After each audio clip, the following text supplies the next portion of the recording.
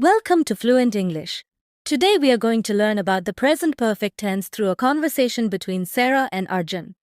So listen carefully. If you have any questions, please post them in the comments. I would be happy to help. Before we get into today's lesson, make sure to subscribe this channel so that you won't miss future lessons. Hi everyone. Today we're going to learn the present perfect tense. Right, Arjun? Yes, Sarah. But first, what is present perfect tense? Good question.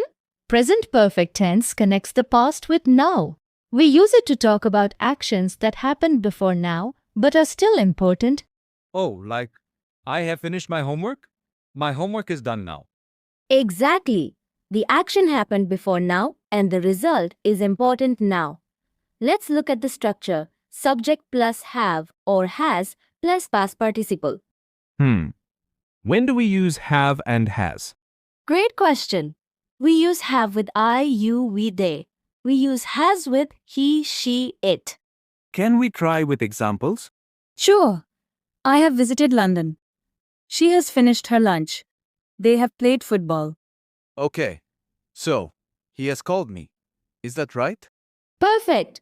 Now, let's talk about when we use present perfect. First, we use present perfect tense to talk about our past experience without mentioning time. Like I have seen that movie?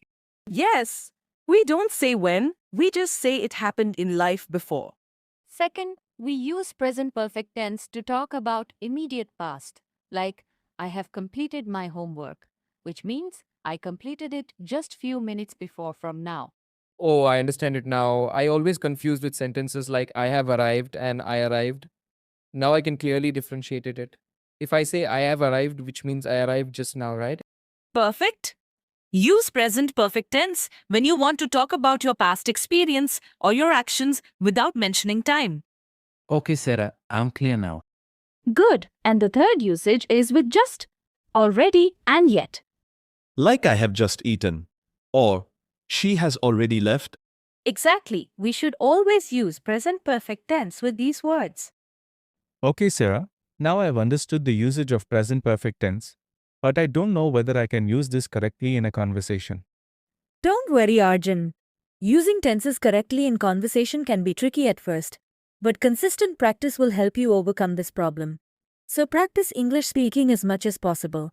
Sure, Sarah. Thanks for the lesson. If you found this video useful, make sure to subscribe this channel so that you won't miss any lessons.